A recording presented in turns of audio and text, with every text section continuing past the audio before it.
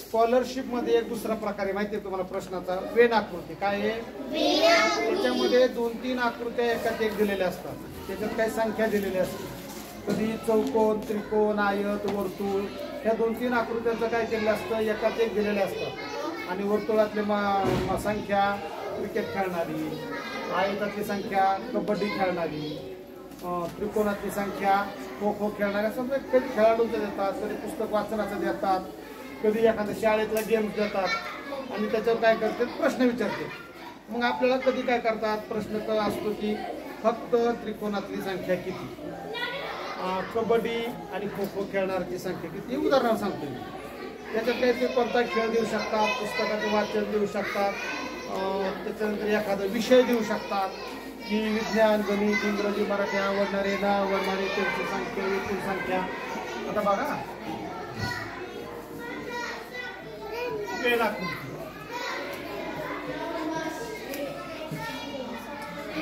फक्त इकडे बघायचं, काय बोलायचं नाही, लिहायचं पण नाही, वह्या पुस्तकं बंद. एक आकृती काढतो मी, इथं काढतो. हा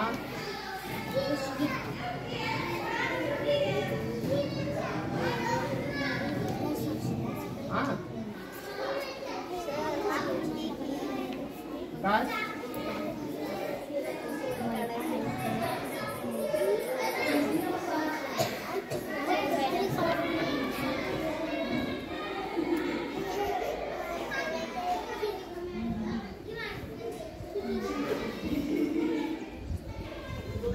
आता बघा, त्रिकोणातली संख्या म्हणजे कबड्डी असं घेऊ.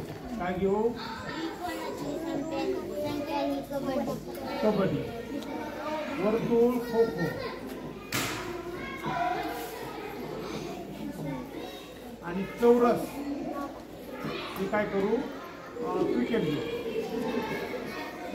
ही समजण्यासाठी फक्त काय, ही संकल्पना समजली पाहिजे.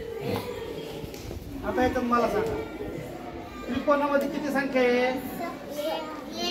फक्त 7. एक नाही, 7. किती येतं? 7. फक्त कबड्डी खेळणारे 7. त्याच्यानंतर त्रिकोणात पण आहे आणि वर्तुळात पण आहे, म्हणजे खो खो आणि कबड्डी 3 जण खेळतात. आणि 4 एक नाही, खो खो खेळतात, कबड्डी खेळतात आणि क्रिकेट पण खेळतात. समजलं? फक्त 6 जण हे क्रिकेट खेळतात. क्रिकेट खेळणारे फक्त 6 जण. त्याच्यानंतर ही वर्तुळात आणि चौरसात आली. खो खो आणि क्रिकेट खेळणारे 5 जण. समजलं? त्याच्यानंतर हे 8 कशात आले? फक्त वर्तुळात आले. वर्तुळातले खो खो 8 आणि हे 8, 9, 17. 11 नाही, 17. हे 17 जण काय करतायत? खो खो. समजलं? आणि बाकीचे जे त्याच्यानुसार आपण त्याचा अंदाज लावायचा. आता बघा, खो खो खेळणारे किती आहेत मला सांगा? किती येतं? 8 अधिक 9 17. त्याच्यानंतर कबड्डी खेळणारे 7. कबड्डी खेळणारे फक्त 7 आहे. फक्त कबड्डी आहे ना. त्याच्यानंतर क्रिकेट खेळणारे 6. क्रिकेट खेळणारे फक्त 6 येतं. फक्त क्रिकेट खेळणारे किती येतं? 6. आणि आता काय आहे? 3 काय करतायत? कबड्डी आणि खो खो. बघा ना, कबड्डी अधिक खो खो कारण हे किती येतं? 3 आहेत. कबड्डी आणि खो खो खेळणारे 3 आहेत. त्याच्यानंतर हे कबड्डी, खो खो आणि क्रिकेट. कबड्डी,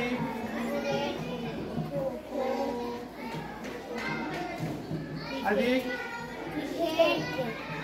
किती जण येते? ते 4 जण आहेत. त्याच्यानंतर हे वर्तुळात आणि चौरसात आले, म्हणजे खो खो आणि क्रिकेट खेळणारे 5 जण येतात. खो खो अधिक क्रिकेट खेळणारे किती येतं? 5 आहेत. हा, समजलं? म्हणजे एवढे हे सगळं काय एवढं जर तुम्हाला काढता आलं तर याच्यावर आता कोणताही प्रश्न विचारला तर काहीच अडचण नाही.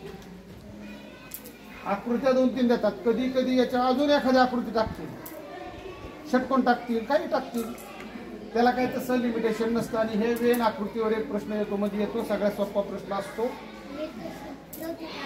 मंथनला येतो, स्कॉलरशिपला येतो, कोणतीही तुम्ही स्पर्धा परीक्षेला बसा, हा बरं का.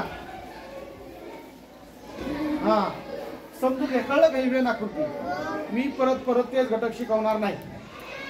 आता काय करायचं, सराव घ्यायचा आपल्याला. तिसरा भाग संपत आला का? नाही, पाचवीचा नाही संपत आला. मला वाटतं चौथीचा फास्ट शिकून हे दिवाळीपर्यंत घटक शिकून हे सगळं शिकवायचं. दिवाळीनंतर आपल्याला सराव घ्यायचा. झालं? समजलं?